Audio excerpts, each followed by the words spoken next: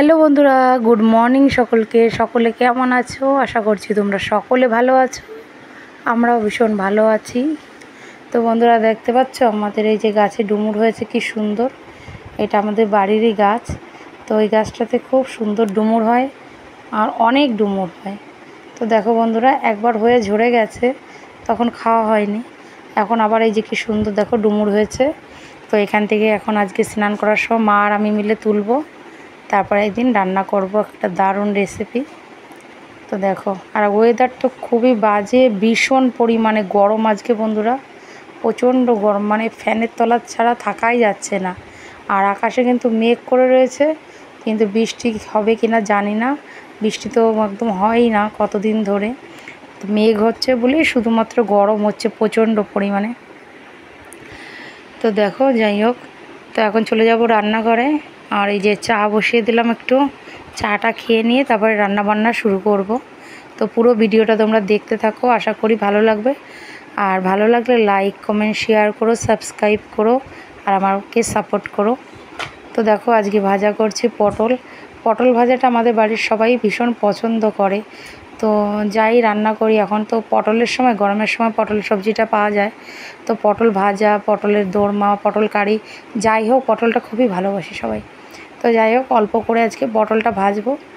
আর এখানে যে রুই মাছ রাখা হয়েছে, রুই মাছটা ভাজা করছি। তো শুধুমাত্র ভাজা করেই রেখে দেব, কারণ রুই মাছ দিয়ে বিকালবেলা একটা রেসিপি রান্না করব। তখন ভাজা হয়ে গেছে, কিছু করার নেই। আর আজকে সকালে টিফিন বানিয়েছি এখানে লুচি আর পরোটাও বানিয়েছি কয়েকটা, বেশি লুচি বানাইনি, পরোটাই বানিয়েছি বেশি।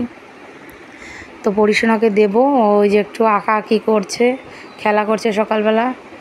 তো ওকে এখন খাইয়ে দেবো, তারপরে বাদ বাকি রান্নাগুলো করব, তোমরা দেখতে থাকো। তো এই যে ওকে দুটো ছোট্ট ছোট্ট লুচি বানিয়ে দিয়েছি আর একটা পরোটা দিয়েছি ছোট্ট। আর ডাল রান্না করেছিলাম একদম ঘন করে, তো একদম ঝাল দিইনি।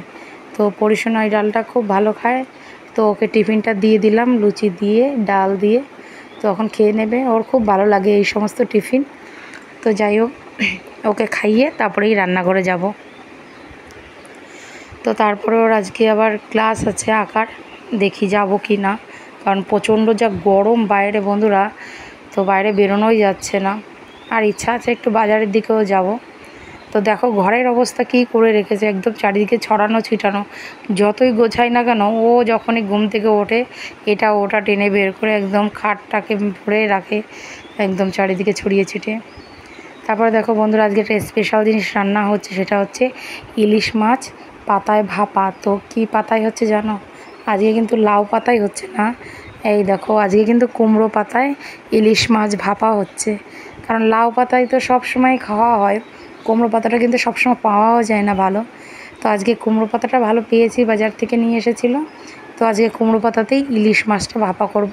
তো যেরকম করা হয় মশলা সমস্ত, একটু সর্ষে বাটা, জিরা, লঙ্কা, তো সমস্ত কিছু মশলা দিয়ে মেখে নুন হলুদ দিয়ে মাছটা, এই যে কাঁচা মাছটা পাতার উপরে দিয়ে মশলা দিয়ে ভালো করে সুতো দিয়ে বেঁধে তারপরে ভাপাতে বসাবো।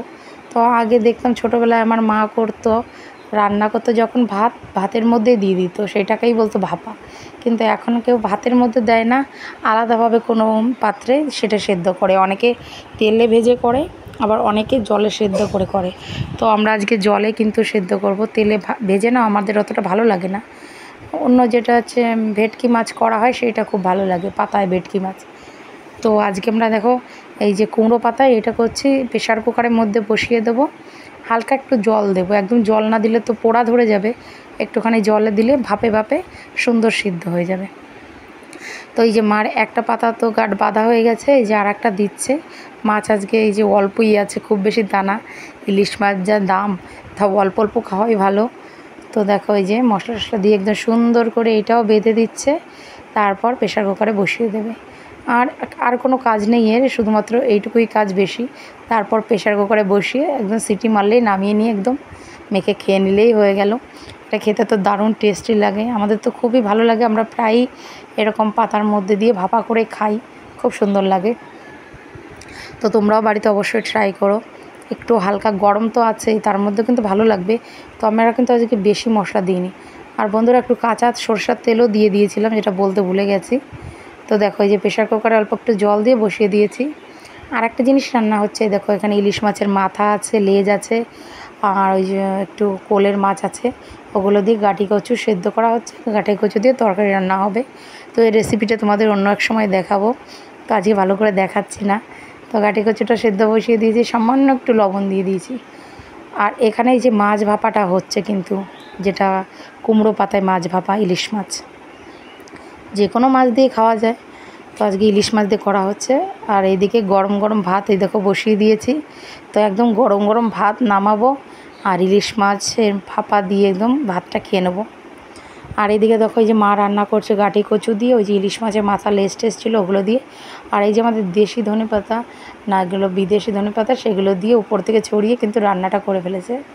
আর এই দিকে দেখো বন্ধুরা, যে ইলিশ মাছ ভাপা হয়ে গেছে, মা কিন্তু আমার শাশুড়ি মা যে পাতাটা কিন্তু মেখে মেখে নিয়েছে একসাথে করে, তারপর ভাগ ভাগ করে রেখে দিয়েছে সবার জন্য। তো এটা দিয়ে এখন খাবো, ভাত হয়ে গেছে, আর এদিকে কচুর গাঁটির তরকারিটাও হয়ে গেছে। তো বন্ধুরা আমাদের কিন্তু রান্নাবান্না কমপ্লিট, আর দেখেই কিন্তু খিদে পেয়ে যাচ্ছে। তোমাদের দেখে কেমন লাগছে অবশ্যই জানিও। তো চলো আমরা এখন খেতে বসবো। আর এখানে রং বেরঙের পাঁপড় রেখেছি, পরিশোনাকে ভেজে দেবো। এগুলোও কিন্তু খেতে খুব টেস্টি লাগে, ছোটোবেলায় খুব খেতাম। তো তোমাদের ভিডিওটা কেমন লাগলো অবশ্যই জানিও, ভালো লাগলে লাইক কমেন্ট শেয়ার করো, সাবস্ক্রাইব করো, আর আমাকে সাপোর্ট করো, পাশে থেকো। তো চলো বন্ধুরা, দেখা হবে পরের একটা ভিডিওতে, ততক্ষণ সবাই ভালো থেকো, টাটা।